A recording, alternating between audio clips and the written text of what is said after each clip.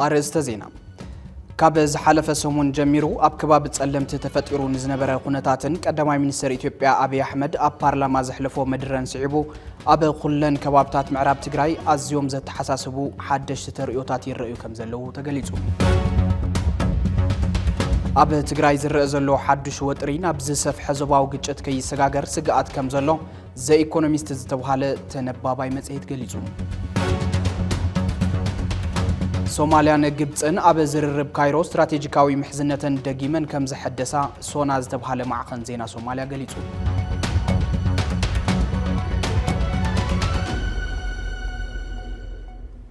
سلام تعنا هبلي كبرات تختاتلتنا كاب تي بي اس تي في زفنو زينا براخه لمون كم وترو اواناوي حبريتاتات حيزو قريب لهم نلومي طري 29 2018 عام تمردما ابز تفلالي عودتات زدهبو حدش تفصامتات حيزنا لكم قريبنا لنا انا ناتنايل فلق حبيركم كصنحي فلما ملختي اغلغلوت فنو تግራይ تختاتيلنا نملس ድሕሪ ፕሪቶሪያ ኣብ ትግራይ ዝረአ ዘሎ ፖለቲካውን ጸጥታውን ምዕባለ ንህዝቢ ትግራይ ኣብ ክንዲ ፍልፍል ተስፋን ርጉዕ ሰላም ምዃን ፍልፍል ጭንቀትን ጸበባን ምንጪ ስቃይን ሞትን ይኸውን ኣሎ ስምምዕ ሰላም ፕሪቶሪያ ማዕረ ዝሃቦ አንጻራዊ ሰላም ዘጉደሎ ረብሓ ትግራይ ከም ዝነበረን ዘሎን እናተገለጸ እኳ እንተመጸ ብፍላይቲ ኣብ ወንበር ዝሓዙ ፖለቲከኛታት ትግራይ ዝተፈጠረ መሪሕነታዊ ቅልውላው ግን እተን ዝርከበን ተስፋታት ሰላም ሕወይትን ዳግመ ህንጸትን እውን ክሕንሸሻ ምኽንያት እናኾነ መጽእ ኣሎ ሕዚ እቲ መሪሕነታዊ ቅልውላው ፍልፍል ሻቅሎትን ቀጻሊ ስጋት ህዝብና ካብ ምዃን ሓሊፉ ንዝውላድን ወላድን ታሪክ ዝኾነ ህዝቢ ብውሽጢ ግዳይ ዘቤታዊ ሕመቕ ድሕረትን ድንቁርናን ብደገ ድማ ግዳይቲ ናይ ትግራይ መንብርካኽ ክርኢ ዝምነ ሓይሊ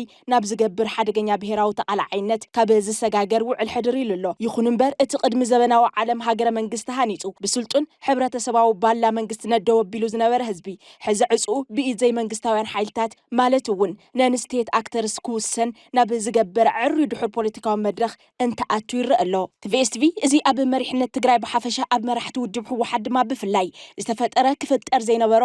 ፖለቲካዊ ኣፈላላይ ዋጋ ከም ዘኽፍል ካብ ሰናይ ጎሓቱ እናገለጸን ክግለጽ እናገበረን ምምጽኡ ዝፍለጥ ኮይኑ ዋላ ሓደ ትግራዋይ ምብዳልን ሓንቲ ንጽል ዓቕሚ ትግራይ ምጉዳልን ብሄር ከም ምብዳል ክሕሰብ ኣለዎ ካብ ዝብል መበገሲ ባይታ ሰላማዊ ቃልሲ ኮይኑ እዩ እናገልገለ መጽኡ ትካልና ምሳይ እንተዘይኮንካ ኣንጻር ኢኻ ኣብ ዝብል ጸሊምን ጻዕዳን ጥራሕ ዝርኢ ፖለቲካዊ ባህሊ ዓድና ተተኺሉ ኣንጻር ኩሎም ብድሆታት ደው ኢሉ ዘይምክፍፋል ዘይምድፍፋ ዘይምጥፍፋ ዘይምጽልላ ሞዘተ ፈለማ ቀድሙ ኩሉን ንባዕሎም ነቶም መራሕቲ ከም ዝጠቅም ካብ ዝሓሊፉ እውን ህዝቢ ሕመቕ ይጸብቕ ይስነፍ ይጎብዝ መንግስትነት ካብ ዝበሃል ትካል ተረባሓይ ዝተደመረ ዓቕሚ ክኸውን ዓልዩ ሙዕለታዊ ኣጀንድኡ መጠሻን ድልዳለን መንግስትነት ገይሩ ክሳብ ዝዕለት ኣብ ኣየር ኣሎ ይኹን እምበር እቶም መራሕቲ ንሽምግልና ቀሽን ሓጅን ኮነ ንዘተ ሊቅን ደቂቅን እዝኒ ብዘይ መሃብ በብዝሓዝዎ ክንፍን ጽንፍን ነጊዶም እቲ ዝተፈጠረ ክፍፍል ናብ ዝተፈላለዩ ስትራቴጂክ ትካላት እታ ብሄር ዋላ እውን ክሳብ ስድራ ቤት ክልሑቅ ገይሮም ሕዚ ከም ህዝቢ ኣብ ዝጸሉ ሓደጋ ምብትታን ንኽንርከብ ምኽንያት ኮይኖም ኣለዉ እዚ ህዝቢ እዚ ውላድ ካሃብ እንትበሃል ሂቡ ስንቅኻ ቀርብ እንትበሃል ኣቐሪቡ ዕጥቅኻ ረክብ እንትበሃል ረኪቡ ነዚ መሪሕነት ዝኣሚኑ ዝከኣሉ ኩሉ ገይሩ ሕዚ እውን ዝኾነ ህዝቢ ክስኮሞ ይኽእል ምዃኑ ብዘጠራጥር መድረኻዊ ፈተና እናሓለፈ እንተሎ እቶም መራሕቲ ግን ጸርፍን ምድሃልን መስርሕ ፖለቲካዊ ገይሮም ይኸዱ ኣለዉ እዚ ኩነታት እዚ ነቲ ካብ ደገ ክመጽእ ዝኽእል ዝግመት ተጻብኦ ሰፊሕ በሪ ካብ ብምኽፋቱ ዝያዳ ነቲ ኣብ ውሽጢ ተደጊሉ ዘሎ ዘይተኣደነ መረረት ዘይተነብዐ ሓዘን ዘይተሓበሰ ንብዓት ሕቶ ልምዓትን ጠለብ ሓድሽ መድረኽን ብዘይ ተቆጻጸሮ መንገዲ ካብ ምብራዑ ብተወሳኺ መንእሰይ ትግራይ ትሕት እንትብል ኣብ መራሕቱ ልዕል እንትብል ኣብ ዓዱ ተስፋ ቆሪጹ ንፋስ ዓውዲ ክወስዶ ይገብር ኣሎ ከም ውጽኢቱ ድማ ስደት መናእሰይን ደቂ ኣንስትዮን ብርሰሰብ ሃፍትን ምሁራትን ሕዚ ዓበይቲ መግለጽታት ተዓዲ ይኾኑ ኣለዉ እቶም ብቐሽን ሓጅን ዝተሸምገሉ ኮነ ብሊቅን ደቂቅን ክላዘቡ ዝተገበሩ እሞ ምላሾም ስረይ ስረኻ ዝኾኑ ነዚ ታሪኻዊ ህዝቢ እዚ ክመርሑ ዕድል ዝረኸቡ ወገናት እዚኦም ባእሶም ጎነጾምን ህልኾምን ነድሮምን ንባዕሎም እውን ትጠቅመ ኣይተረኣየን ሕወሓት ዝኣክል ታሪኻዊ ውድብ ኣብ ክልተ ሰለስተ ከፊሎም ሕጋውን ታሪኻዊ መንነቱ ኣብ ሕቶ እትዮም ከማ ሃይበሉን ትዲኤፍ ዝኣክል ብደም ህዝቢ ትግራይ ዝተሃነጸ ሓጹር መንነት ዋልታ ህላውን ዝኾነ ትካል ኣብ ክልተ ሰለስተ ከፊሎም ድንግጸ ይብሉን ገለገሊ እንተን ሓናሕት ውድባት ከምሾማ እናተጓዓመጫ ክልተ ሰለስተ እናኾና ካብ ትእምት ክሳብ ማልት ካብ ኣክሲዮን ክሳብ ዕቁብ ካብ ገጠር ክሳብ ዲያስፖራ ከፋፊሎም እውን ኣነ ንስኻና ባሂሎም እውን ከምሎም እኳ ልክዕ ኮይና ይንፈልጥን ዝብሉ ኣካላት ሕዚ እውን ምሕጽንታ ቲቢኤስ ካብዞም ፖለቲካዊ ደንብታት እዚኦም فولي ربح زي ركب حفاش حزبن ملؤخته حنت إياه ملس نجبر زبل نايز كل شجرن بهر حيزو تقفل حدا جنيا وفرن مفتح ملس مجباريو كاب صنفن كنفن ملس نجبر كاب نحنا نسوم من ملس نجبر كاب ألمتات تنتصلوتات مدففات سموصات حاسو تنصرفتاتن ملس نجبر كاب إمباي إمباخا كاب سري سرخا ملس نجبر مس حوكا تواعيس كان بايلن نحوكا دفي خسريلن حوكا زي بلو دم بايلن سلازي كاب فولالينا أتوم زك قرارو بناي بزحيلكا ملس مجبر كاب تاريخ أو تحتاتنتن حلنا وسبراتن يدحن طرح زي كونه هيوت نفس وقف تقراوي ناي مدحان اتزلع على التكبار بونيو حزب زولو بخفت لب مسمع مسلك بهير كام مسمعن نزد ما نابل لزم ممصع لو مدرخ زساغر بحتاو مفتح يلنا نامن از امنت زي امنت كلهم نسمين كون ندو ገጾም ዝገብሩ ሓይልታት ብዘይ ምዃኑ ህዝቢ ትዝመረረ ዋጋ ይኸፍልሎ እዚ ገና ዘይተሓሰበ እንተ ተሓሲቡውን ዘይተጀመረ ቅዋም መራሕቲ እንተገደደ ሎሚ ክሳብ ሕዚ ክጅመረ ኣለዎ ዝብል እምነት ኣለና ጸለመታት ተነጽሎታት ምድፈፋኣት ስምውጻኣት ሓስወትን ጸርፈታትን ይኣክል ፈታዊኻ ጸላኢኻ ንምግባር ዝግበር ትጉህ ምንቅስቓስ ደው ይበል በብዕለ ጸላኢ ንምፍራይ ዝግበር ምልሓጽ ይኾኖ ኩሉ ንድሕሪት ገዲፍካ ናብ ዘተን ምርድኣን ናብ ምስማዕን ምስምማዕን ምምጻእ ግዜ ዘይህብ ጉዳይ እዩ እዚ ብምግባር ትግራይ ካብ ውሽጢ ምፍራስ ኮነ ካብ ደገ ምፍራስ ክድሕን ወስን TBS ኤዲቶሪያል ካብ ዝሓለፈ ሰሙን ጀሚሩ ኣብ ከባቢ ጸለምቲ ተፈጢሩ ንዝነበረ ኩነታትን ቀዳማይ ሚኒስትር ኢትዮጵያ አብይ አሕመድ ኣብ ፓርላማ ዘሕለፎ መደረን ስዒቡ ኣብ ኩለን ከባቢታት ምዕራብ ትግራይ ኣዝዮም ዘተሓሳስቡ ሓድሽቲ ተርእዮታት ይረኣዩ ከም ዘለው ተገሊጹ ጽላል ሲቪክ ማሕበረሰብ ምዕራብ ትግራይ ኣብ ዘውጽኦ መግለጺ ኣብ ከባቢ ጸለምቲ ተፈጢሩ ምስ ዝነበረ ጎንጽ ተታሒዙ ኣብ ጸለምቲ ይኹን ኣብ መላእ ምዕራብ ትግራይ መቅተልቲ ማእሰርቲ ጮውያን በሓይሊ ምስጓግን ብዝገደደ መልክዑ ተጠናኺሩ ቀጺሉ ምህላው ሓቢሩ ወሲኾት መግለጺ ነበርቲ ብስም ሰላማዊ ሰልፊ ንኽእከቡን ግዱድ ገንዘባዊ ሓገዝ ንኽገብሩን ይድፍኡ ምህላዎም ምስ ገለጸ ነዚ ሰልፈ ይወፅን ወይ ገንዘብ የብለይን ዝበለ ወገን ድማ ዝተፈላለዩ ሽማሽን ብምልጣፍ ናይ ምግላልን ካብ መረበቱ ናይ ምስጓግን ተግባራት ይፍጸሙ ከም ዘለዎ ብርሂው ብተመሳሳሊ ቀዳማይ ሚኒስትር ኢትዮጵያ አብይ አሕመድ ሪፈረንደም መልኪቱ ኣብ ፓርላማ ዘስምዖ መደረ ስዒቡ ኣብ መላእ ምዕራብ ትግራይ ዘደንግጹ ሓድሽቲ ርእዮታት ይፍጠሩ ምህላዎም ገሊጹ ካብ ክልላት ኦሮሚያን ቤንሻንጉል ጉሙዝን ተመዛቢሎም ኣብ ዝተፈላለዩ ከባቢታት ክልል አምሓራ ተዓቂቦም ዝነበሩ በአማይተ ሸሓት ዝቁጸሩ ተወለድቲ ክልል አምሓራ ኣብ ዝተፈላለዩ ከባቢታት ምዕራብ ትግራይ ናይ ምስፋር ስራሕ ብሰፊሑ ይሳለጡ ከም ዘለውን ከምኡውን ጽልእን ቅርሕንትን ዝሰብኩ ንኩናት ዘጓሃህሩ ተኸታተልቲ ኣኼባታትን ሰልፍታትን ብተደጋጋሚ ይካየዱ ምህላዎም ብርሂው ህዝቢ ምዕራብ ትግራይ ኣብ ዝሓለፉ 5 ዓመታት ኣብ ስደት ኮይኑ ዘሕለፎ ስቃይን መከራን ከምኡውን ምእንተ ቀጻሊ ሰላምን ድሕነትን ኢሉ ብትዕግስቲ ዝኸፈሎ ልዕል ዓቐን መስዋዕትነት ከይኣኽሎ ሕዚ ድማ ብሓይለ ባሪሮም መረበቱ ዝወረሩን ሃፍቱ ዝባሓቱን ሓይልታት ዝፍጽምዎ ዘለው ተንኮስ ተግባራት ነቲ ህዝብና ተስፋ ዝገበረሉ ሰላማዊ ፍታሕ ኣብ ሓደጋ ዘውድቕ ምዃኑ ኣብ መግለጺኡ ሓቢሩ እዞም ተርእዮታት እዚኦም ንህዝቢ ናብ ዘይተደለየ ስምዒትን ጎንጽን ብርሰትን ቅድሚ ምእታዎም መንግስቲ ፌደራል ሓላፍነቱ ተረዲኡ እዚ ኩነታት ኣደብ ንኸትሕዝን ተመዛቢሉ ዘሎ ህዝብና ድማ ብዘይወዓል ሕደር ብውሑስ መገዲ ናብ መረበቱ ዝምለሰሉ መንግስታዊ ግቡኡ ክዋጻእን ጻውዒትና ነቕርብ ኢሉ ኣብ ትግራይ ዝረአ ዘሎ ሓድሽ ወጥሪ ናብ ዝሰፍሐ ዞባዊ ግጭት ከይሰጋገር ስጋኣት ከም ዘሎ ዘኢኮኖሚስት ዝተባሃለ ተነባባይ መጽሔት ገሊጹ እቲ ኣብ ትግራይ ዝተረኣየ ወጥርን እዚ ዝወለዶም ጸገማትን ኢትዮጵያ ካብ ዝኾነ እዋን ንላዕሊ ናብ ኩናት ክትኣቱ ዝገብራ እዩ ክብል እዩ ንቕንያት ትግራይ ዝዳሃሰሰ ዘኢኮኖሚስት ገሊጹ ዝርዝር ኣለና ኣብ 2013 ዓመተ ምህረት ኣብ ትግራይ ዝተወልዐ ኩናት ህይወት ሚልዮናት ዝበልዐን በኣማይ ተሽሓት ደቂ ኣንስትዮ ዘድፈረን ሚልዮናት ዘፈናቀለን ትግራይ ሙሉእ ብሙሉእ ክበሃል ብዝኽእል ብርኪ ዘዕነወን እዩ ዝነበረ እንተኾነ ውግእ ኣብ ፕሪቶሪያ ጠጠው በለሞ ትግራይ ናብ ቅልጡፍ ዳግመ ሕውየት ክትኣቱ ተስፋን ባህግን ብዙሓት እዩ ነይሩ ይኹን እምበር ብምኽንያት ውድቀት ስትራቴጂክ መሪሕነት ካብ ዝሕልፍ እንትብል እውን ብሰንኪ ውጥጥ መሪሕነት ሕወሓት ጸገም ካልእ ጸገም እናወለደ ባህጊ ሓፋሽ ማይ ንማይ እንትኸውን ዝተረኣየ ካብ ኩናት ዝተረፈ መንእሰይ ዓዱ ገዲፉ ክኸይድን ኣደዳ ሞቱ ክኸውንን ዝኸኣለ እውን በዚ ምኽንያት ምዃኑ ብርክት ዝበሉ ጸብጻባት የመላኸቱ ነዚ ዘሰክፍ ዘሕፍርን ተርእዮ ድሕሪ ኩናት ብዝግባእ ተረዲኻ ኣብ ክንዲ መጠን መዓት ህዝብኻ ክትንክት ትሰርሕ ናብዚ ንምእታው ድማ ኣብ ክንዲ ናብ ልዝብን ዘተን ኣቲኻ ዓድን ህዝብን ዘድሕን ውሳነት ትትሕዝ እንታይ ክመፀኒ እዩ ብዝመስለ ካይዳ ትግራይ መንግስትነት ኣመዓራርያ ብዝኾነ ኣካል እትኽበር ብሄር እንትኾነሉ ዕድል ይብላዕ ኣሎ ናይዚ ዘይጽቡቕ ፖለቲካዊ መድረኽ እቲ ዝለዓለ መግለጺኡን ተኽሳዊ መቕጸልታን ኣብ ዝሓለፉ ሰሙናት ብግንባር ምዕራብ ተጀሚሩ ዝተባሃለ ኩናት እዩ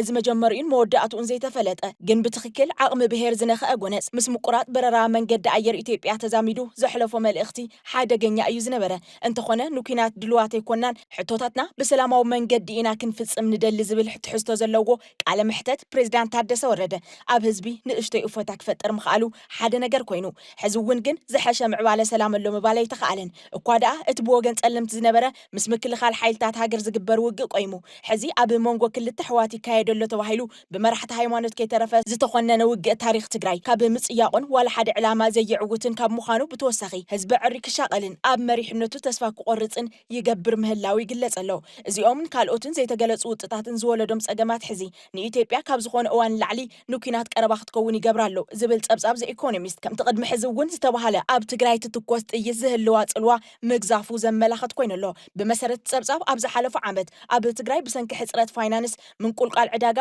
ልዑል ዋጋ ንብረትን ኣገልግሎትን ማሕበረ ቁጠባዊ ቅልውላው ነይሮም እዮም ምስ በለ እታ ክልል ብተደጋጋሚ ናይ ውጥረት እዋናት ትሕልፍ ምህላው ኣይ ዘመስከረ ሕድሕድ ፍጻመ ነቲ ብሚልዮናት ዝቁጸር ሰባት ዝቐተለ ኩናት ብምዝኽኻር ዝጅምር ትጸብጻብ ኣብ መወዳእታ ወርሒ ጥሪ ዝተረኣየ ዳግማይ ወጥርን ውግእን ኣብታ ሃገር ካልእ ፈልሲ ኩናት ናይ ምጥጣዕ ዕድል ዝፈጥርን ዘቃላጥፍን ምዃኑ ጸብጺቡሎ ብ21 ጥሪ ኣብ መንጎ ሓይልታት ፌደራልን ሕወሓትን እሙናት ዝኾኑ ዝበሎም ዕጡቃትን ጎንጽ ብምልዓሉ መንግስቲ ፌደራል ናብ ትግራይ ዝገብሮ ዝነበረ በረራታት ኩሉ ክቋረጽ ከም ዝተገደደ ዝፍለጥ እዩ ዝበለ ዘኢኮኖሚስት ድሕሪ ውግእ ክልተ መዓልቲ ሰው ኣልቦ ነፈርቲ መንግስቲ ኣብ ማእኸል ትግራይ መጥቃዕቲ ከም ዘብጽሓ ኣቐሚጡ ዝተወከሰ ድማ ፕሬዝዳንት ታደሰ ነቲ ኣብቲ እዋን ዝነበረ ኩነታት ሙሉእ ብሙሉእ ኩናት ብምስል እዩ ክብል ንዝተዛረበ ቃል ምስክርነት ምዃኑ ዘኢኮኖሚስት ጸብጺቡ ፕሬዝዳንት ታደሰ ወረደ ኣብ ትሕቲ ምምሕዳሩ ዝነበሩ ሓይልታት ካብቲ ኣቐዲሞም ዝሓዝዎ ገለ ከባቢታት ከም ዝተመለሱን ምስ ሰሓብ ብዘተ ክፍታሕ ከም ዝደልን ዝገለጸ ጋዜጣ ኢኮኖሚስት ነቲ ዘይተሓሰበ ወጥሪ ድሕሪ መዓልታት ክሃድእ ከም ዝኽኣለ እውን ኣቐሚጡ ብተወሳኺ ይብል እቲ ጸብጻብ ብተወሳኺ ብ26 ጥሪ ናብ ትግራይ ዝግበር በረራ ከም ዝጀመረን እዚ ድማ ትኽልል ናብ ሙሉእ ኩናት ክምለስ ይኽእል እዩ ዝብል ስኽፍታታት ንግዚኡ ከም ዘቃለለ ጭብጥታት ኣለዉ ምስ በለ ይኹን እምበር ዘኢኮኖሚስት ሓደጋ ዳግማይ ግጭት ልዑል ምዃኑ ክፍለጥ ኣለዎ እዩ ዝበለ ቀዳማይ ሚኒስተር ኣብይ ኣሕመድ 26 ጥሪ ኣብ ፓርላማ ሃገሩ ኣብ ዘስምዖ መደረ ሕወሓት ንኢትዮጵያ ከጥፍኡ ዝደልዩ ከዳዓት ክብል ከሲስዎም እንትብል ኣቃሊዑ ሓይልታት ምክልኻል ኢትዮጵያ ብሙሉእ ሓይሎም ይሰርሑ ኣለዉ ብምባል ኣብ ጸብጻው ዘመላኻትት መጽሔት በዓል ስልጣን ሕወሓት ፖለቲካዊ ትዕግስቲ እንተዘይተገይሩ ካልእ ኩናትን ኣሰቓቕ ሳዕቤንን ናይቲ ኩናትን ክፍጠር ከም ዝኽእል ኣጠንቂቑ ብምባል ናይዞም ሓይልታት ሕዚ እውን ዘይዓረፈ ወጥሪ መላኺቱ እዚ ናይ ቃላት ውግእ እውን ካልእ ሻቆሎት ክፈጥር ከም ዝኽኣለ ኣረዲኡ እዚ ሕዚ ዘሎ ቅልውላው ካብቲ ዝሓለፈ ኩናት ዝፍለየሉ በቲ ኩናት ተፈጠሩ ጸገማት ብዘይምፍትሖም ዝመጽእ ምዃኑ ዝጸብጸበ ዘኢኮኖሚስት ቀዳማይ ሚኒስተር ኣብይ ኣብ 2010 ናብ ስልጣን ምስ መጸ ካብ ክልል ኣምሓራ ዝመጹ ምልሻታት ሓዊሱ ንሕወሓት ዝቃወሙ ሓይልታት ወዲቡ እቲ ኣብ 2013 ክሳብ 2015 ኣብ ዝጸንሐ ኩናት ዝፈጠረሎም ጽቡቕ ኣጋጣሚ ብምጥቃም እዞም ሓይልታት ኣምሓራ ንምዕራብ ትግራይ ከም ዝተቆጻጸርዎ እቲ ጸብጻብ ገሊጹ በዚ ምኽንያት ድማ ብኣማይ ተሸሓት ዝቁጸሩ ተጋሩ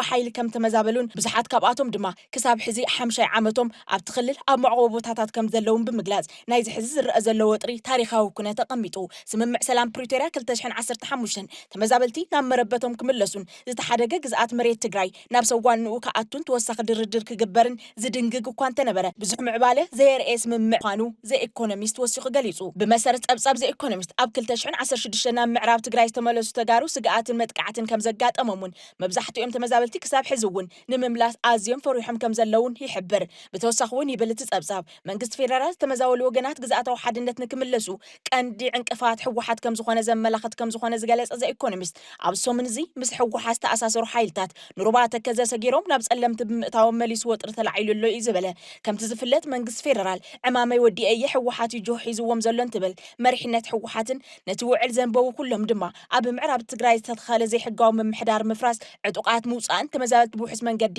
ናብ መውተኦም ምምላስን ግደ መንግስቲ ፌደራል ምዃኑ ይምግቱ በትበለ በዚ ናይዞም ተስማዕማዕቲ ዘይምስምዕማዕ ተመዛበለይ ኣብ ሰላሕታዊ ጽንታ ከም ዘሎ ዝፍለጥ እዩ ሰበስልጣን እቲ ስጉምቲ ንዝተመለሱ ሲቪላት ዝወርዶም ዘሎ ገሰት ንምቅዋም ዝተወሰደ ምዃኑ ክገልጹን ከለዉ ገለ ዘኢኮኖሚስት ዘቐመጦም ተንተንቲ ግን እቲ ስጉምቲ ንሓይሊ ምክልኻል ፌደራል ንምፍታን ወይ ስትራቴጂካዊ መርገጽታት ንምሓዝ ዝዓለመ ክኸውን ከም ዝኽእል ይኣምኑ ይብል እቲ መጽሔት ከምቲ ትብኤስ እናገለጾ ዝመጸ ናይዚ ብወገን ጸለምቲ ዝተጀመረን ዝተዛዘመን ውግእ መብርሂ ብዕፁ እዩ ሓሊፉ ዘሎ ቀዳማይ ሚኒስተር ኣብይ ኣሕመድ ሕወሓት ንምዕራብ ትግራይ ብሓይሊ ክትሕዝን መስመር መራኸቢ ሱዳን ክኸፍትን ትልሚ ከም ዘለዋ ካብ ነዊሕ እዋን ኣትሒዙ ጥርጣረ ከም ዝነበሮን ስለዚ እቲ ሕዚ ዝወስዶ ዘሎ ስጉምቲ ከም ቀዳማይ ምልክት ዓብዪ መጥቃዕቲ ዝተረድእዎ ይመስል ትዕዝብቲ ዘኢኮኖሚስት እዩ ብመሰረት እቲ መጽሔት ሓይልታት ፌደራል ካብ ሽዑ ጀሚሮም ሰራዊት ከቢድ ኣጽዋርን ናብ ትግራይ ዘዳው ከባቢታት ክዋፍሩን ከለው ኣብ ደቡብ ትግራይ ድማ ኣብ መንጎ ሓይልታት ሕወሓትን ደገፍቲ መንግስቲ ዝኾኑ ምልሻታትን ውግእ ይቕጽለሎ ክብል እዩ ኣስፊሩ ዘሎ ሕብረት ኣፍሪካ ብ22 ጥሪ ሽምግልና ክገብር ድሌት ከም ዘለዎ ገሊጹ እንተነበረ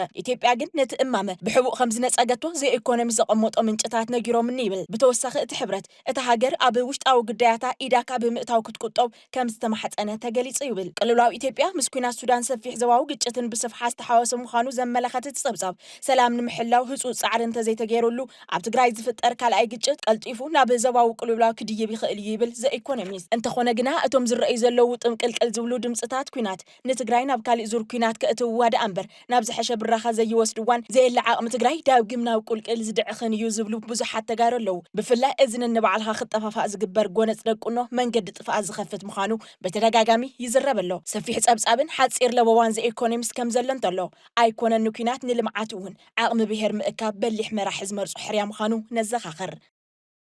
ክልቲኦም ተጋሩ ተዋጋእቲ ሓይልታት ኣብ መሬት ትግራይ ብሰላማዊ መገዲ ኣፈላላያቶም ክፈትሑን ኣብ ሓበራዊ ዕማማት ትግራይ ብሓባር ክወፍሩን ዘኽእል ታሪኻዊ ናይ ልዝብ ስራሕ ብምስራሕ ትግራይ ናብ ሰላማን ሉዓላውነታን እትረጋግጸሉ ዕድል ምስግጋር ከም ዝከኣል ተገሊጹ እዚ ዝገለጸ ነባር ተጋዳላይ ኣስገደ ገብረስላሴ ነዚ ኣብ ዝቕንያት ዝረኣይ ዘሎ ኩነት ተመልኪቱ ኣብ ዝዘርግሖ ውልቀ ርእይቶ እንትኸውን መራሕቲ ሃይማኖትን ዓበይቲ ዓድን ነዘጋጢሙ ዘሎ ጸገም ደው ኣብ ምባል ግዲኦም ክጻወቱ ተላብዩ ዝርዝር ኣለና ካብ መስረት ብሄራዊ ቃልሲ ህዝቢ ትግራይ ሓደ እዩ ፖለቲካዊ ኣፈላላይ ሒዙ የዋጽእ ብዝበሎ መገዲ ድማ ኣብ ሰላማዊ መድረክ ቃልሲ ካብቶም ቅድሚት ዝስርዑ ተናሓናሕቲ ሓደ እዩ ድፍረትን ትብዓትን ምስ ነቐፋይ ስምዒት ዝተተሓዙ መጽሓፍቲ ብምጽሓፍ ዝፍለጥ ተጋዳላይ እዩ ነዚ ኣብ ዝቕንያት ዝረአዩ ዘሎ ኩነታት ስዒቡ ኣብ ዝዘርግሖ ጽሑፉ ሃይማኖት መራሕትን ሽማግለ ዓዲ ኣማዕዲኹም ምርኣይ ንምንታይ ኣብ ትሕቲ ዝብል ርእሲ ተፈጥሮ ተጋጢሙ ዘሎ ጸገምን ኣንፈተፈታትሑኡን ይኸውን ዝበሎ እንተቐምጥ ተራእዩሉ ኩናት ትግራይ ክፍጠር ዝኽኣለ እቲ ናይ ጸላእቲ ጉዳይ ከም ዘለዎ እንተሎ እቲ ብመራሕቲ ትግራይ ዝተፈጠረ ሸለልተኝነት ስልጣንካ ንህዝባዊ ረብሓ ዘይመውዓልን ዝመጽእ ናይ ጥፍኣት ውሕጀ ቀዲምካ ካብ ዘይምርኣይ ርኢኻ ድማ ምላሽ ቀዲምካ ካብ ዘይምቕማጥ ምዃኑ የብርህ ከም ውጽኢቱ ድማ ንኽልተ ዓመት ኣብ ዝተኻየደ ጽንታዊ ኩናት ክንሽከልን ከም ህዝቢ ብሚልዮናት ክንጎድልን ምኽንያት ኮይኖም እንትብል ንናይ ቀደም ብጾቱ ይኸስስ እዚ ከይኣኽሎም ብናቶም ጠንቂ ፈሪሱ ዝነበረ ስርዓተ መንግስትና ብዓለም ለኸ ስምምዕ ሰላም ፕሪቶሪያ መሰረት ናብ ቦትኡ ክምለስ ከም ዝተገበረን ንሓጺር ግዜ ግዜያዊ መንግስቲ ክምስረት ከም ዝኽኣልን ሰብረህ እቲ ክኸውን ዝግብኦ ዝነበረ ኣብ ሓጺር ግዜ ብሃገራዊ መረጻ ቦርድ መምርሒ መሰረት መረጻ ተኻይዱ ከም ቀደምና ኣብ መዋቅር ሃገራዊ መንግስቲ ሕጋውነት ክህልወና ፈሪሞም ተቐቢሎም ብምባል እዞም ሕዚ ዝኸሰሶም ዘሎ መራሕትን ስምምዕ ፕሪቶሪያን ዘለዎም ርክብን የቐምጥ ኩናት ብዘለቐይታ ደው ክብል ተፈናቐልቲ ናብ መረበቶም ክምለሱ ክልላዊ ግዛኣትና ክምለስ ኣብ ግዛኣትና ዘለው ዘይመከላኸሊ ሓይሊ ወረርቲ ክወጹ ሃገራዊ መከላኸሊ ሓይሊ ጠረፋትን ኣብ ማእኸል ትግራይ እውን ነባር ወታደራዊ ካምፕታት ትካላት ፌደራል ዝሕልው ክህሉ ኣብ ሃገር ሓደ ሰራዊት ክህልወና ሕወሓት ካብ ፌደራል መንግስቲ ርክብ ወጻኢ ከይገብር ሰራዊት ሕወሓት በብደረጃኡ ዕጥቁ ከራግፍ ትግራይ ብሕገ መንግስቲ ዝፈቅደላ ፖሊሲ ምልሻ ክህልዋ ሰራዊት TDF ፈሪሱ ብዲዲአር እግሪ ክትክል ናብ ሃገር መከላኸሊ ሰራዊት ዝኸድ ክኸድ ናብ ፖሊስ ካልእ ስራሕ ዝምደብ ክምደብ ግዜያዊ መንግስቲ ክምረጽ እቲ ዝተመረጸ ፌደራል መንግስቲ የጽድቆ ወዘተ ዝብል ኣሜን ኢሎም ፈሪሞሞ ይብል ሞስገደ ንደብረጽዮን ተሓሲሙ ንጌታቸው ንምንታይ ተቐቢሉ ዝብል ኩራ እንዳ ሕወሓትን ናይ ትሕዚ ዘለና ይቅልውላው እቲ ኣውራ መበገስ ምዃኑ የብርህ ዘበን ስልጣን ጌታቸው ረዳ ብምግምጋም ከመይ ነዚ ሒዝና ዘለና ኩነታት ኣስተዋጽኦ ከም ዝገበረ ኣብ ዘብረህሉ ዓንቀጽ ድማ ድሕሪ ምምራጽ ጌታቸው እቲ ገባራይ ሓደጋይነቱ ዝተሓደገ ጉጅለ መንግስትነት ጌታቸው እግሪ ከይተክል መሓወር ከይዝርግሕ ካብ ቁሸት ክሳብ ክልል መሓወር መንግስትን ውድብን እንኮላይ መራሕቲ ሰራዊት ኣብ ውሽጦም ስርዒት ኣስፋሕፊሑም ልምዓት ጉጅለ ማሕበራት ዘይንዓ ቁጽሪ ዘለዎም ዓበይቲ ሃይማኖት መራሕቲ ኣንጻር ግዜያዊ መንግስቲ ኮኑ መብዛሕትኦም ላዕለዎት መኮነናት TDF ንሕና ትማሊ ሕወሓት ሎሚ እውን ዝመርሐና ሕወሓት ብምባል ነቲ 27 ዓመት ወታደር ካብ ፖለቲካዊ ፓርቲ ነጻዩ ንኹለን ኣብዛ ሃገር ዘለዋ ሕጋዊ ውድባት ብማዕረ ጸጥታ ይኸብር ዝብል ሃደሽ ቢሎም ሰራዊት ደብረጽዮን ኮይኖም ደው ኢሎም ብምባል ዘበን ስልጣን ጌታቸው ረዳ ከመይ ሕቱታት ትግራይ ንምምላስ ከም ዘይወዓለ ይዘረድእ ከምቲ ቀሊል ዘይበሃል ቁጽሪ ልሂቅ ትግራይ ዝበሎ እቲ ደጎል ዓድን ዋልታን ህዝብን ኮይኑ ዝተሃንጸ ሰራዊት ምክፍፋሉ እንትገልጽ ድማ ስገደ ዓመ ብወርሒ ጥሪ 15 2017 ዓ.ም ካብ ኮርኔ ላዕሊ ዝብል ሓዱሽ ብሂል ድዩ ፍልስፍና ክንብሎ ንሕና ነቲ ዘይሕጋዊ ጉጅለ ኣነ የሕወሓት ዝብል ጉባኤ ዝገበረ እዩ ተጸዋዕነት ናይሎም ምስ ኣወጁ ሽዑዩ تحقز تقالع بمبال عبي إخا خند إنباز تبهال سراويت كما أمنغو بوليتيكاو كجتات كمز ترخبة يرد نسو كمز بلو دحرز يو سراويت زي تسناتقم مرحنة حوحات ون كموال كحقاي زي تبتات نيبل نايزي حقاو ودبن نايتوم عاقيتوت مسنطاق ناب قجتنا مرح مسكدم هايمانوت مرحتي سيبيك محبرات ببليك دبلوماسي زبهالو عبيت عد مهورات إنا تأكبو نتوم مرحت ودبن سراويت ببقو جلنا نبينوم لسلوس زربا بمقبار يزرار بوام كمز نبرو نفلت إنا بمبال قدأت زي بوليتيكاوي جن بهيراوي الوازلو وحيلي أبي ممئزان مريحنة تجراي أقميت لهم كابتم تنكر ساينساونا عرق حساب أنتي عمل اختزح لفوزرنا يوم رحت هايمانوت كاثوليك كاب أرثوذكس باباسات حدا ويكل تدفري لهم ززارب نيرهم بمبال والقاوي جمجامون مقمات إزفتنا أسجد جبر سلاسم بفلاي حدا باباس دما نحنا زز ولدتهم تبلع نفلت دموت رأيا مبالهم أزقا خيرهم نسخم كو كم تادمو زز تولددك أنا تبلع لهم قدفوا بايلهم تزاريبهم تمحتينهم بمبال سموم زي تقصهم أبونا مرها كريستوس نزبلوا وقال بموكاس مرحت هايمانوت زكالهم منا قبروا ممصوم كم ملكت وابن تقميتهم قدم خلت عامت ابوشت زنبره فحفح تعذيبنا زخنتاتنا بحد حد كوينات يمرحلهم حد كوينات ጨካን ይግደፉ አቱም ዝምልከተኩም አካላት ተተኻኢሉን ዕረቆም ተዘይ ኮይኑ መን ይገበነኛ በ10 ዓመት ደቅና ዝበልዕ ዘሎ ኢልና መሚና መልክዕነት ሕዞ ኢልና ነርና ብምባል እቲ ሕዘጋጢሙ ዘሎ ነገር አቀዲሙ ምትንባይ ዝገለጽ አስገደ ገብረስላሴ ሰማዓ እዝንስኢና እዩ ዝብል እቲ ኣብ መንጎ ደቀ ብሄር ዘሎ ወጥር ነድርን ደው ክብል ኣብ ዝምሕፀን ጽሑፍ አስገደ ገብረስላሴ ቀሺ ይኹን ሓጂ ምሁር ይኹን ገባር ዓቢ ይኹን ንእሽተይ ዝገበሮ ጻዕርን ዝሓዞ ተበግሶን ሰላም ከምጽእ እንተ ዘይክኢሉ ሕዝውን ጻዕር ክቅጽል ከም ዘለዎም ዝገለጸ ብፍላይ ድማ ሲኖዶስ ኦርቶዶክስ ትግራይ ሃገራዊ ዕርቂ ማሕበር ኮኑ ማሕበራት ዓበይቲ ዓዲ ምሁራት ኣብዝሃለኹም መሃሊኹም ኣማዕዲኹም ሚጽሚጽ ኣይትበሉ ብሓቂን ሰላም ምምጻእ እንተ ተደልዩ መስቀል ታቦት ሒዝኩም መጀመርያ ሓወጥፉ ብምባል ሰማይ ትግራይ ዝጠልቦ ዘለው ኣጻዳፋይ ናይ ልዝብ ምሕጽን ተቕሪቦም ብናተይ እምነት ይብል አስገደ ገብረስላሰም ብናተይ እምነት መጀመርያ ኣብታ ማእኸል ውግኣቲና እታ ህልቂት ደው ነብላ ይብልሞ ካልኣይ ድማ ኩሉ ነገር ብስምምዕ ፕሪቶሪያ ዓለም ለኸ ደረጃ ሒዙ ክኸድ ምስራሕ ከም ዘድሊ እዩ ዝገለጸም አስገደ ወሲኹም እቲ ሰራዊት ኣነ ናይ ሕወሓት የዝብል ኣብ ዝሓለፈ ወርሕ ጥር ዘሕለፈ ውሳኔ ክቕይር ይግባእ ምስ በለም ሕዝነት ኩናት ኣዚዞም ዘዋግኡ ዘለው ፖለቲካ መራሕቲ ኢና ዝብሉ ካብ ኩሉ ኢዶም ይስሓቡ ህዝብ እውን ይኣግዶም ብምባል ኣብ ስትራቴጂክ መሪሕነት ኣሎ ዝበሎ ክፍተት ከቐምጥ ፈቲኑሎም ንመራሕቲ ሕወሓት ድማ ካብ ኩሉ ኢዶም ውጽኦም ምስ ፌደራል መንግስቲ ይማጎቱ ኣነ ነይረ የዝብል ትምክሕተኛ ኣባታውነት ቦታ የብሉን ብምባል ንምዝማን ፖለቲካ ትግራይ እታወት ዝበሎ ለበዋ ኣቐሚጡም እቲ ነባር ተጋዳላይ ወሲኹም TDF-ን TPF-ን ኣብ ውሽጢ ትግራይ ኮይኖም ሰላም ኮይኖም ክዕረቁ ንስራሕ ዝበለ ኮይኑ ኣብ ትግራይ 10 ሕጋዊ ፖለቲካዊ ፓርቲታት ኣለዋ ካብ ሲቪክ ማሕበራት ምሁራት ኣብ ሃገር ውሽጢ ያለው ዲያስፖራ ቡቕዓት ሰባት ዝመርሕዎ ከካብ ውድቦም ብማዕረ ዝተወከሉሉ ክሳብ ምርጫ ዝጽንሕ ጊዜያዊ መንግስቲ ይመስረት ብምባል ነዚ ሕዚ ንትግራይ ዝመርሕ ዘሎ መንግስቲ ዘለዎ ተቃውሞ ገሊጹ ትግራይ ካብ አጀንዳታት ምውጥዋጥ ወጽያ ናብ ዝግባአ ዝምጥናን ጊዜ ዘይህብን ጉዳያት ክትምለሰለዋ ዝብል ርእይቶ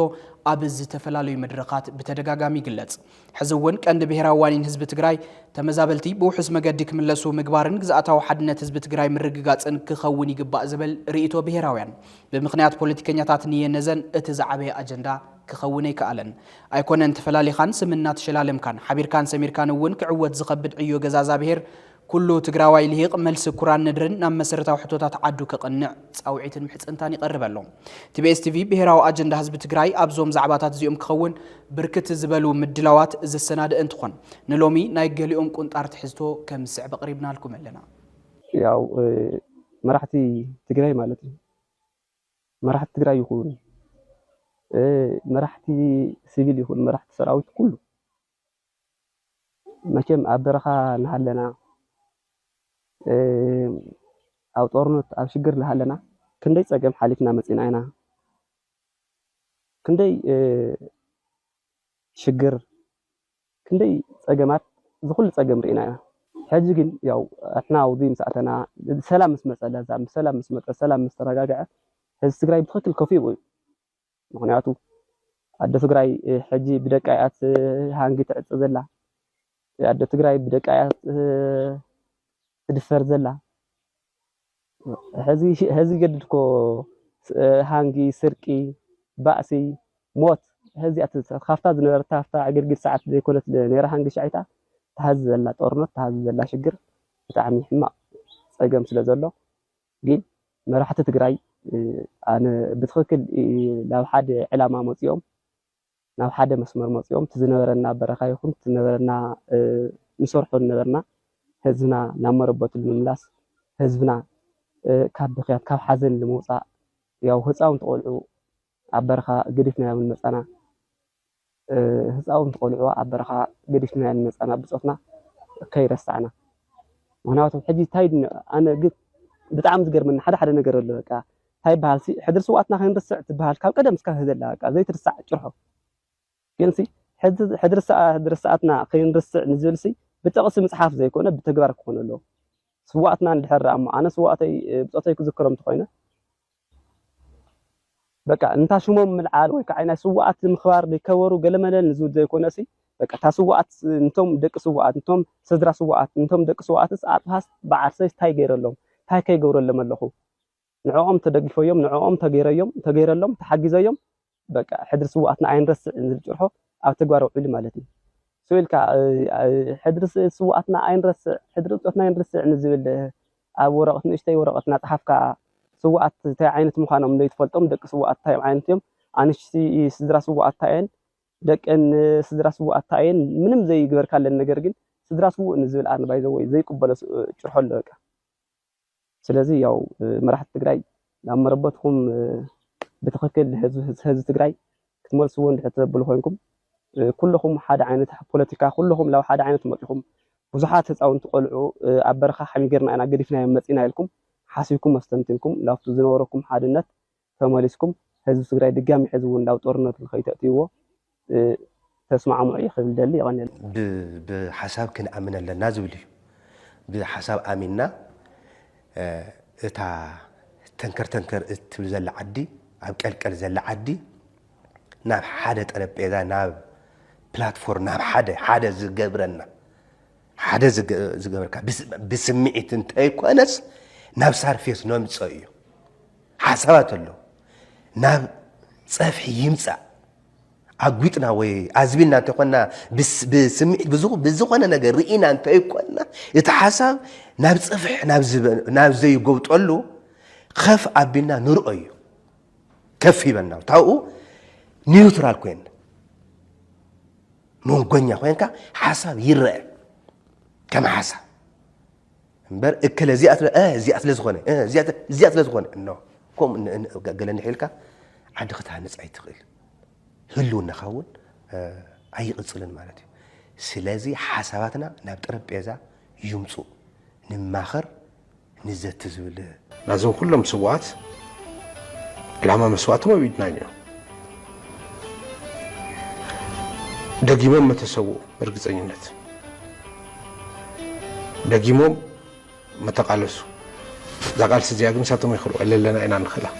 ለለና እንደገና እዚኣ ክነግዳኝና እዚኣ ክትገሃድ ንግና ኩሉ ልደለየ ፍልጠት ልደለየ ሃፍቲ ልደለየ ባህግታት ይሃልዮ ብለይ የገድስ እዚ ኩሉ ዝዋጋ ሃምለ ይብሉ ርኢና ኢና ሃፍታም ኩን ድኻ ኩን ታዕፅዋይ ክባይ ዝሓለፍናያ ንፈልጣ ኢና ውሑዳት ተበለፅቲ ተጠቀምቲ ምንባሮም ፍሉጥ እዩ እቲ ኣብዝሓ ህዝብና ግን ድከት ወሊዕ ታዕፅዋይ ክባይ ፍልጠቱ ዋጋ ኮይነ የግነየ ሃፍቱ ዋጋ ኮይነ የግነየ ንብረቱ ልገዝኦ ንብረቱ ሸይጡ ሂወቱ ከድሕንስ ንብረቱ እውን ልገዝኦ ሲኑ እዩ ዝኾነ ኣፈላላያትና ኩሉ ትሕቲ ብሄራዊ ረብሓና ጌርና ብሄራዊ ረብሓናይ ብሄራዊ ክብርናይ በቲ ባህጊና ትኩላይ መንእሰይ ባህጊ ሒዙ ወፊሩ ሂወቱ ክሻዕ ምግባር ለይሰስዕላ ባህጊኛ ኣቶ እዛ ባህጊ ሳ ክሻዕ ምትግባር ኢና ክንቃለሰሉ ዘለና ብድሕሪ እዚ ካሊእ ኩሉ ክነርክበሉ ኢና ብድሕሪ እዚ ካሊእ ኩሉ ተገበርና ይጥቅመልና እዩ ትግራይ ሃም ተጋሩ ኮይንና ክንሪኣ ተለና ትህዝ ለሎ ናህልኽ ምውጣጥ ብናደገ ሰብ ክርኢ ተሎ ግን መስሓቅ ሰብ ሃም ንኾን ዘለና እንደገና ክርደና ክኽእል እኒኦ ሓደ ግዜ ሃም ትግራይ ይኾንካ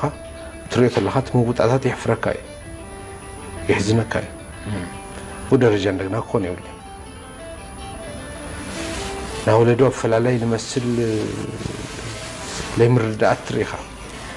غوراتات تريخا كون ناولدوا فلالي غورا حليفون دغنا بخبابي التودبه بخبابي التفناجح فلاليات نغنا تريخا لزي كل زي تግራይ يمطني تلتخفل مسوات يمطني تخفل واقال تتجبره مرر قالسي يمتني شو أنا هذا كله تلبم كله كحسوه كله كعشر اللي جبوا بهراو ربحنا عيل إلى أمن كوزوز على هلين كسكاسي كله جد لتمسوات من رخاسيو لتهزم من رخاسيو الأمانة اللي بالعقل جوزوني لنعم كاب زينا وزايب ሶማሊያ ንግብፅን ኣብ ዝርርብ ካይሮ ስትራቴጂካዊ ምሕዝነትን ደጊመን ከም ዘሐደሳ ሶና ዝተባሃለ ማዕኸን ዜና ሶማሊያ ገሊጹ ሚኒስተር ጉዳያት ወፃን ዓለም ለኻዊ ምትሕብባርን ፌደራላዊት ሪፐብሊክ ሶማሊያ ዓብዱሰላም ዓሊ ምስ ግብፃዊ መዘንኡ ባድር ዓብደልለጢፍ ኣብ ካይሮ ላዕለዋይ ደረጃ ዲፕሎማሲያዊ ምክክር ከም ዘካይዱ ዝተገለጸ ኮይኑ እቲ ዝርርብ ኣብ መንጎ ክልቲአን ሃገራት ዘሎ ዓሚቕ ታሪኻዊ ርክብ ዝያዳ ንምጥንኻርን ኣብ ወሰንቲ ዞባዊ ጉዳያት ዘለዎን ምርገጺ ንምድልዳልን ዝዓለመ እዩ ተባሂሉ ኣብቲ ዝርርብ ክልቲኦም ሚኒስተራት ብፍላይ ኣብ ሓበራዊ ፖለቲካውን ጸጥታውን ረብሓታት ዘለዎም ኣጀንዳታት ክልተኣዊ ምትሕብባሮም ንምዕባይ ኣብ ዝሕግዙ ኣጀንዳታት ከም ዝተዘራረቡ ተሓቢሩ እቲ ዝርርብ ኣብ መንጎ ሞቃዲሾን ካይሮን ንነዊሕ እዋን ዝጸንሐ ዝምድና ሕድሕዳዊ ምድግጋፍን ሓበራዊ ራእይ ዞባዊ ምርግኣን ዘንጸባርቕ መንባሩ ተሓቢሩ ግብፂ ንሓድነት ሉዓላውነትን ግዝኣታዊ ሓድነትን ፌደራላዊት ሪፐብሊክ ሶማሊያ ዘለዋ ዘይንቕነቕ ደገፍ ዘመስክር ምዃኑ ተዓዘብቲ ይገልጹ እዚ ምርግጋጽ እዚ ምኽባር ዶባት ሃገራት ቀርኒ ኣፍሪካን ሉዓላውነት ሃገራትን ቀንዲ ትኹረት ዲፕሎማስያዊ ዝምድናታት ኣብ ዝኾነሉ ወሳኒ እዋን ተኻይዱ ዘሎ እቶም ሰብ መዚ ብተወሳኺ ኩነታት ጸጥታ እቲ ዞባ ብዕምቆት ብምግምጋም ኣብ ቀርኒ ኣፍሪካ ሰላምን ምርግኣን ንምምስራት ዝግበር ጻዕሪ ንምጥንኻር ተሰማሚዖም ኣለዉ ተባሂሉ እቲ ዘተ ኣብቲ ዞባ ዝረኣዩ ሓደሽቲ ብድሆታትን ዕድላትን ብሓባር ንምቅላስ ጥቡቕ ዲፕሎማስያዊ ምውሃዶም ክቐጽልሉ ቃል ብምእታው ከም ዝተዛዘመ ተገሊጹ እዚ ዞባ ቀርኒ ኣፍሪካ ኣብ ቀጻሊ ጽምዶን ፍትሕን ሓይልታት ውሽጥን ደገን ይርከብ ኣብ መወዳእታ ዜና TBS TV ስሩዕ ፈነወ ካብ ዝጀመረሉ እዋን ፈሊሙ በቦርሑ ፍሉይ ናይ ትኹረት ኣንፈትና ነጸረ ዜናን መደባትን ቀሪጹ ኣብ ምፍናው መጽኑሕ ይዝከር እዚ ሒዝናይ ዘለና ወርሒ ጥሪ ኣብ ትግራይ ንዝሓለፉ 5 ዓመታት ዝቐጸሉ ዓበይቲ ህዝባዊ ጸገማት ሕዝውን ስፍሓትን ዕምቆትን ወሲኾም ይኸዱ ምህላዎም ስሒቡ ብቐንዱ ኣብ ልሂቃንን ፖለቲከኛታትን እቲ ዓዲ ዝረኣዩ ዘለዉ ከም ሰብ ንሰብኣዊ ልዕልናን ምክብባርን ከም ዓዲ ድማ ንዘተን ብሄራዊ ምርዳእን ዓንቀፍቲ ዝኾኑ ቃላትን ዘይእዱብ አንደበታትን ክእረሙ ኣብ ምትሕሳብ ትኹረት ጌርና ኣለና ትግራይ ካብቲ ኣትያቶ ዘላ ኩሉ መድያዊ ጸገም ክትወፅን ህዝብና ናብ ግቡእ ክብሩ ክምለስን ኣብ መንጎ ኣሕዋት ዝህሉ ሰነያ ኣገዳሲ እዩ ቃል ዓጽሚ የብሉን ግን ድማ ዓጽሚ ይሰብር ይበሃል ልዕሊ ኩሉ ድማ ቃል ታሪኽ እዩ ሕዚ የብጸገም ኣብዘላ ትግራይ ፈጺሙ ክህሉ ዘይነበሮ ባህሊ ምጽርራፍ ምጽልላም ነንባዕልኻ ምጥቕቃዕን ወዘተ ንሎሚ ፖለቲካዊ ረብሓ ዘመዝገብካ ዝመስለካ ፖለቲካዊ ነጸብራቃት እንትኾኑ ኣብ ታሪኽ ገዲፎሞ ዝኸዱ ቅርታታት ነቲ ህዝቢ ኣብ ቀጻሊ ዙር ምጥፍፋእ የንብርዎ ኣለዉ ዘይእዱብ አንደበታት ንህልው መድረኽ ዘለዎም ኣዕናዊ ግደ በብዕለቱ ንሪኦ ዘለና መዓት ህዝብና እኹል ምስክርነት ኮይኑ በዚ ምኽንያት ቁመና ብሄር ናይ ደገ ድፍኢትን ሓደጋን ንምክልኻል ሞይትረፍ ኣብ ውሽጢ ንዝፍጠሩ ዘቤታውያን ጸገማት እውን ንምእላይ ዘኽእል ቁመና ይሃስሎም ሓሳብካ ብናፃን ብስርዓትን ምግላጽ ንሰብ ከም ሰብ ምኽባር ብምኽንያት ፖለቲካዊ ቅዋምን ውግንናን ክብሪ ሰብ ዘይምትንካፍ ወዘተ ክብሪ ዓድን ህዝብን ከም ምሕላው ይቁጸር እዚ በብዕለት ዓዲ ዘፍሪ ዘሎ ሓደገኛ ባህሊ ንክቕረፍ ንሎሚ በዚ ስዕብ ትሕዝቶ ክነልዕሎ ኢና እዚ ጸለመታት እዚ ሓደ ወዲ ሰብ ዘይገበሮ ገይሩ ስለዚ ጸላእኻዮ ወርቂ ከምዚ ገበረ እዚ እከለ ሰረቀ እዚ እከለ ከምዚ ገበረ እዚ እከለ እዚ ከምዚ ገበረ እናተባሃለ ሓፈሻዊ ካልኣይ ምናዓዓቅ መራሒኻ ምዃኑ ጅግና ምዃኑ እናፈለጥካ ኩሉ ነገር ምሳኻ ዝተሰለፈ ምሳኻ መስዋዕቲ ዝኸፈለ ምሳኻ ታሪክ ዝሰርሐ እናጸጻላለምካ እናተናዓዓቅካ እናተበልካ ምኻድ እዚ ቀንዲ ሓደጋ ናይ ትግራይ ኮይኑ ዘሎ እዚ እዩ ከም ምንታይ መወገሲ እንተልካ ከዓነ ምናዓዓቅ ነቱ ጥዑይ ታሪክ ዝሰርሐ ጀነራል ታሪክ ዝሰርሐ ህዝቢ ታሪክ ዝሰርሐ እንታይ ድሽሙ እናጠቆርካ ምእንቲ ሓድነት ንኸይንፈጥር ውሽጥና ንምእንቲ ጽርየት ንኸይህልወና ተሓደ ነታ ሓደ ምጥቋር ተሓደ ነታ ሓደ ምጽላም ተሓደ ነታ ሓደ ዘይኮነ ነገር ዘየለ ነገር ዘይተዋሃበ እከለ ከምዚ ገይሩ እከለ ከምዚ ሰሪሑ እከለ ከምዚ ብልጽግና ከምዚ ሃበ እዚ ከምዚ ሃበ ሕወሓት ከምዚ ገበረ እዚ እናተባሃለ ምእንቲ ሓድነት ናይቲ ህዝቢ የለ ናይ ህዝቢ ትግራይ ታሪክ ዘይፈልጡ ናይ ህዝቢ ትግራይ መንነት ዘይፈልጡ መጸለምቲ እዚኦም ብዘበገስዎ ሕድሕድ ካብ ሓደ ሕድሕድ እንታይ ኣሎ እናወሉ نتوم أب جزا ناسرقو أب جزا حتوختو أب حد تجراوي حاولنا صحتورو زحدرو وزي أميوم نزو نجارات زي نزمت اللام نزو جننت ناي جنرالاتنا جنرال ناي جننت ناي زمن إسي ولدنا تاريخ زي سرح ولدو الناس زخور زلو كمن بعد زي زموسلو وزمت اللام زي كعنا ناب حدقة ناب هلمت ناب حد جزا ناب حد دكنو ناب حد أبون ودن كأتونا زي صعر زلو وزي كعنا كم نحنا تجارلتي عبيت تجارلت خويننا نوزي نجارزي كندن نوجد نوزي نجارزي كندن دبري نايزي كوليه نايزي دقفتي نايزي حماقات نمنتاي توري نمنتاي تصرف نمنتاي كذا يكون تجبر كينبل نايزي دقفتنا خونا ناي ورا ناي بلك على عكا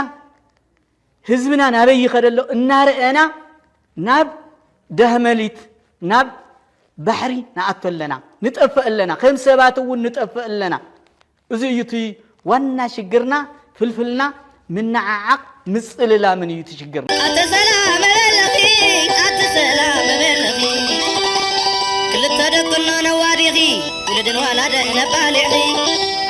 عدا عباس كيرو عدا مرعا عدا عبيتي عدا منسي نيرو عدا مرعا عدا تستاي نيرو عدا طعام أنت عزقلو نبي علو تزبنا سلام يبلالو كبرات تملكتنا نلومي زدلنا يوم زيناتات أبز خنبيتنا لنا مس زيناتات ساعات حبيركم تصنحوناتنا الفلك أنيرة مس ترفو مدلوات بي اس تلفزيون سنايت أنحيد كون لكم يمنا سلام